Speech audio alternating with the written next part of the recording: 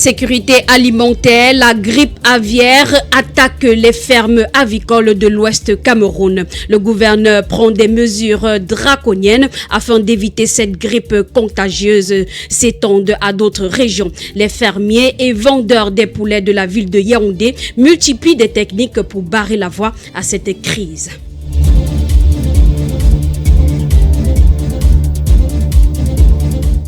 À l'étranger, en Guinée-Bissau, calme en surface après l'attaque de tentative de coup d'État le week-end dernier. Au Mali, l'opposition contre le processus de réélecture de la charte de transition. Crise ukrainienne, Emmanuel Macron au Kremlin pour parler de Vladimir Poutine. Morceau choisi de toutes ces informations, c'est à l'étranger.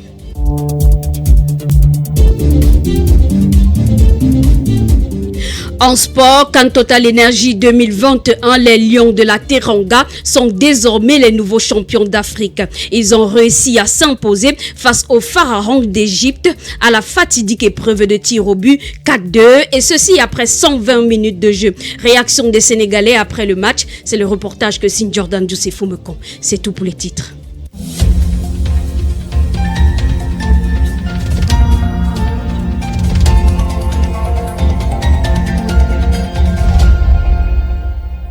Mesdames, Messieurs, une fois de plus, bonjour. Ouvrons le journal en santé. On célèbre ce jour la journée mondiale sans téléphone portable. Une journée sans son précieux téléphone pour prendre du recul par rapport à nos habitudes de communication et d'usage en général. Ce petit appareil génial, pris comme de véritables ordinateur de poche qui nous guide et nous informe à tout moment, un selfie par ici, un commentaire par là, un message, un rappel de rendez-vous, un mail. Comment comprendre cette addiction au téléphone?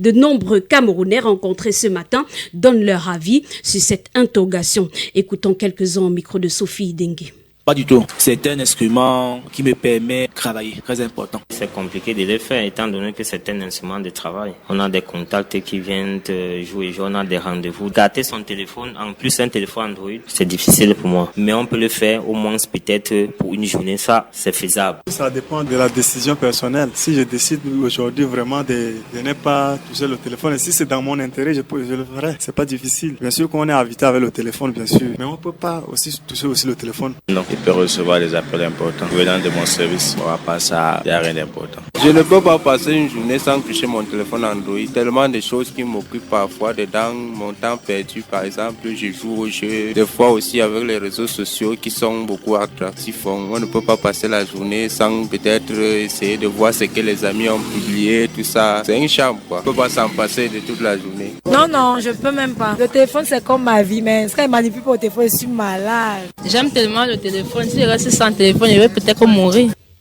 Au moment où l'on célèbre la journée mondiale sans téléphone portable, c'est une occasion de faire le point sur cet instrument qui est souvent à l'origine de dérapages, bien qu'il soit un outil indispensable dans le monde du travail. Quelle est son importance? Reportage Samira Fanta.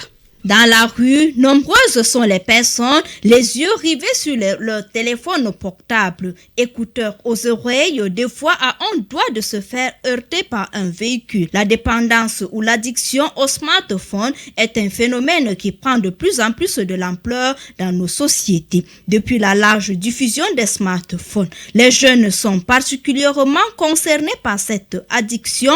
Son utilisation abusive entraîne des difficultés de concentration et d'apprentissage, notamment chez les adolescents. Cet instrument affecte également les rapports sociaux. Dans les réunions familiales, par exemple, certaines préfèrent s'isoler et être enfermés dans leur monde à eux. Dans les hôpitaux, pendant que le patient agonise, certains personnels de santé donnent plus de crédit à celui qui est au bout du fil au détriment du malade. Au lieu des accidents de la circulation, on préfère prendre des vidéos de la scène au lieu de sauver des vies. Tout de même, il faut rester réaliste. Le téléphone est un outil indispensable dans le vécu quotidien de l'homme. L'intérêt pour les smartphones peut s'expliquer par la panoplie des services qu'il offre, à l'instar photos, vidéos, enregistrés et lecteurs audio, accès à Internet avec toutes ses offres connexes.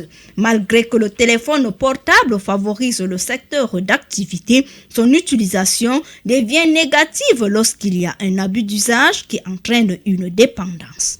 Justement, pour parler de la dépendance de cet instrument d'utilisation abusive du téléphone portable pourrait avoir des conséquences sur la santé. Écoutons plus ample explication du docteur Emmanuel Koumi, expert en santé publique, au micro de Samira Fanta.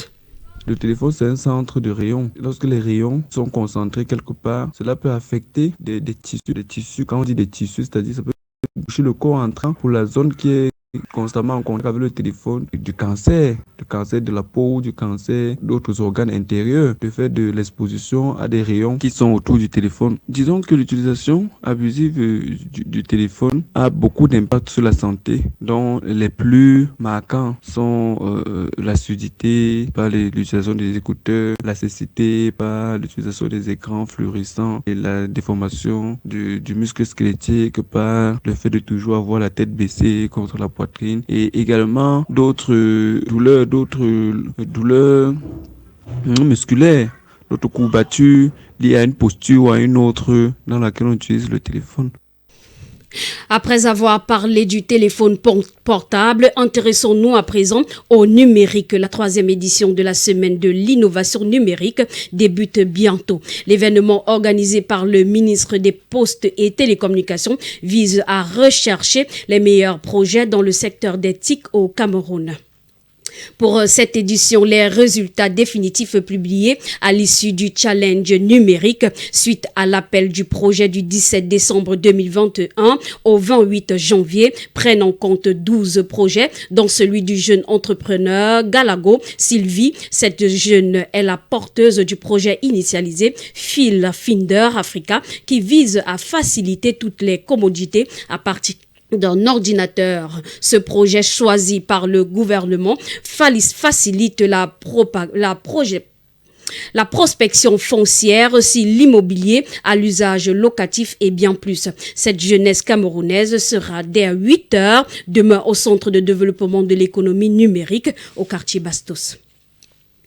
Parlons de la grippe aviaire qui est de retour. Le gouverneur de la région de l'Ouest, dans un communiqué rendu public hier, a annoncé des cas avérés de la maladie dans son unité et a également édicté des mesures pour limiter la propagation de la maladie. La rédaction de Citis Radio est descendue au marché des poulets de Mvogada pour s'enquérir des moyens de production de cette crise qui vient de l'Ouest. Reportage Michel Vrignon.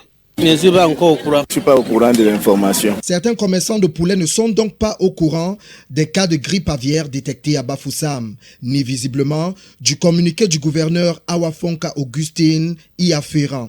D'autres, par contre, disent avoir reçu la nouvelle ce matin même et être également au courant des premières mesures prises. Oui, aujourd'hui, la nouvelle nous est parvenue qu'on a détecté la grippe aviaire dans une ferme à Bafoussam et que c'est aujourd'hui qu'on allait brûler cette ferme-là. Ils avouent d'ailleurs avoir ressenti tout de suite les effets de cette maladie, notamment pour les pondeuses dont la principale origine est la ville de Bafoussam. Ce jour même, on l'a ressenti. Nous n'avions pas eu assez de poulets venant de Bafoussam. Nous n'avions même pas eu de poulets venant de Bafoussam. On a juste eu quelques poulets sortant des environnements de Yaoundé. Cependant, certains commerçants n'attribuent pas l'absence de cette catégorie de poulets à une quelconque maladie.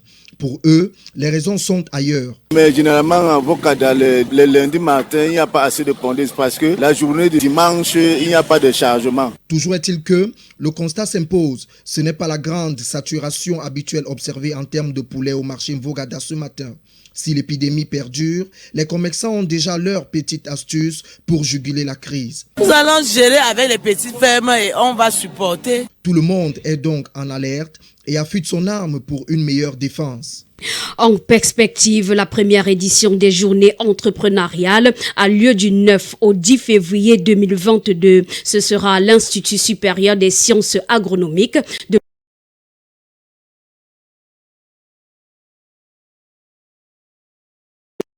région du centre. L'événement va se célébrer. Le thème entrepreneuriat agro-pastoral rend riche.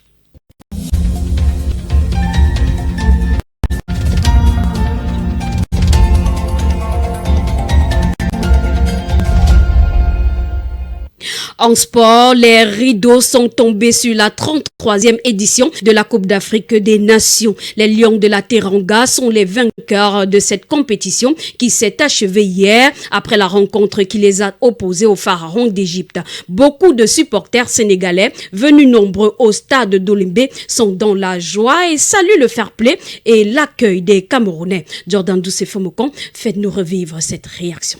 Après la victoire inédite du Sénégal en finale de la Coupe d'Afrique des Nations, le public exulte. On est extrêmement content.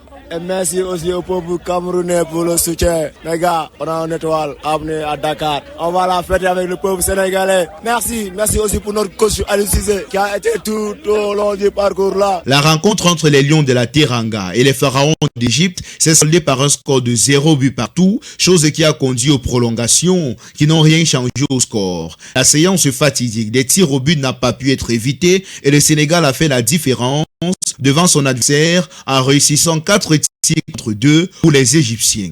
En plus des supporters sénégalais et égyptiens ayant fait le déplacement pour le stade d'Olembe, les Camerounais aussi étaient présents et les Sénégalais s'en réjouissent. On est très contents parce que c'est la première étoile au Sénégal. Quand on rentre au pays, il y a beaucoup de fêtes là-bas. Mais merci vous les amis camerounais, je vous aime. Merci beaucoup. Un mot sur l'organisation de la compétition en général au Cameroun. Oui, mais c'est bon, on a bien accueilli, il n'y a pas de problème. Tout c'est bon. Bien organisé. Bon organisé. L'année dernière, vous avez perdu en finale. Oui. Cette année, vous gagnez. Qu'est-ce que ça vous fait en tant que Sénégalais? Mais on est très contents. C'est vous, les Camerounais, vous nous soutenez jusqu'à la finale. Mais on est contents. Félicitations les Camerounais.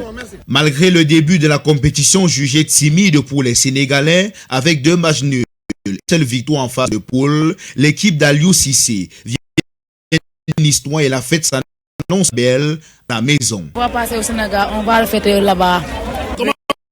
Cette victoire? On est content, on est beaucoup content. Vous avez cru jusqu'au bout?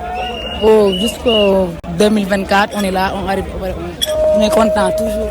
Pour la première fois, le Sénégal remporte une Coupe d'Afrique des Nations et le président de ce pays, Macky Sall, s'est exprimé en qualifiant de héros les coéquipiers de Sadio Mané. Après vous, Jordan Doucet-Fomokong, je vous propose d'écouter la réaction d'un consultant sportif au sujet de cette rencontre Sénégal-Égypte. Emmanuel Bankolo pense que le public a assisté hier à une très belle finale. Il s'exprime au micro de Citis Radio. Il faut commencer par remercier le Cameroun. Le Cameroun, de par son organisation, remercier le peuple camerounais qui aurait été chaleureux et accueillant, remercier la CAF et tout ce qui... Il faut dire simplement qu'on a eu une Égypte qui, comme depuis les 8e de finale, s'est battue et a amené son adversaire jusqu'à l'épreuve fatidique des tirs au but. On a vu une Égypte en première mi-temps qui a souffert les 20 premières minutes et rentré dans le jeu après. Mais on a vu aussi un Sénégal résilient dans ses temps faibles. Un Sénégal totalement résilient dans ses temps faibles. Un Sénégal qui a été assis sur un très bon axe central constitué de Diallo, du PSG et du capitaine Koulibaly, avec au milieu des terrains le jeune Mendy qui était impeccable. Et aussi, il faut dire que la ligne d'attaque du Sénégal, aujourd'hui, on n'attendait pas un titulaire Saha, il a été titularisé par Aliou Cissé, ce qui a simplement désarçonné le côté gauche de la défense égyptienne. N'eût été la maladresse de Sadio Mané, déjà sur le penalty et sur les multiples retraits de Saha, on aurait pu simplement avoir un Sénégal qui aurait mené par 2-0. Maintenant, ce qui nous aura un peu effrayé, c'était la facilité quand même, la latitude que le Sénégal aura laissée à Mohamed Salah pour pouvoir conserver le ballon et prendre même un peu de la vitesse. Mal lui on aura pris sur quelques ballons, mais une finale équilibrée. On pourrait dire à chacune des sélections sa mi-temps.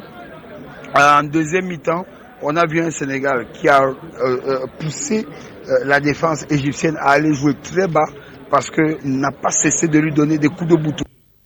Le rêve du Sénégal de remporter pour la première de l'histoire le trophée d'une Coupe d'Afrique des Nations se voit ainsi réalisé. Les Sénégalais rentrent avec dans leur gibésière les prix de meilleure équipe de la compétition, meilleur jour et meilleur gardien. Le Cameroun, de son côté, occupe la 3e marche du podium. Dans son sac à provision, une médaille en bronze et le soulier d'or remis à Vincent Aboubakar, meilleur buteur de la CAN. La CAN s'est donc achevée hier et le monde entier retient que le Cameroun a gagné le pari de l'organisation de cette compétition. À l'international en Guinée-Bissau, c'est un retour au calme après l'attaque de tentative de coup d'État. Une semaine après cette tentative, Minette Ndémé, faites-nous le point. Guinée-Bissau, une semaine après la tentative de coup d'État, comme l'affirment les autorités du pays, la vie quotidienne a repris son cours normal à Bissau. Mais la page n'est pas tournée pour autant, car des questions restent en suspens sur qui étaient les assaillants et quelle était leur motivation. Au Mali, le processus de rélecture de la charte de transition est officiellement lancé. L'organe législatif nommé par les militaires a été convoqué pour une session extraordinaire, mais la date de début de l'exercice demeure inconnue. Au programme de cette révision, le nouveau projet de loi destiné à supprimer le poste de vice-président de cette transition. Certains au sein de l'opposition soupçonnent le colonel Assimi Goïta de vouloir renforcer ses pouvoirs. En France, crise ukrainienne, Emmanuel Macron au Kremlin pour parler de Vladimir Poutine. Emmanuel Macron à Moscou pour tenter d'obtenir la désescalade en Ukraine. Le président français reçu par son homologue Vladimir Poutine. Le Kremlin n'attend pas de percer mais juge la rencontre très importante. La France compte jouer un rôle en plein épisode de tension, de crainte à la frontière ukrainienne où les militaires de milliers de soldats russes sont massacrés. La pandémie de Covid-19 en regardant le monde, l'Australie 2 ans plus tard va enfin ouvrir ses frontières aux terroristes. Ça sera le 21 février prochain, d'après le Premier ministre Scott Morrison. Les touristes pourront entrer sur le territoire australien s'ils sont entièrement vaccinés. Puis le Maroc rouvre son espace aérien aujourd'hui. Les vols vers au départ du royaume étaient bloqués depuis fin novembre 2021. C'était au moment de l'émergence du variant Omicron.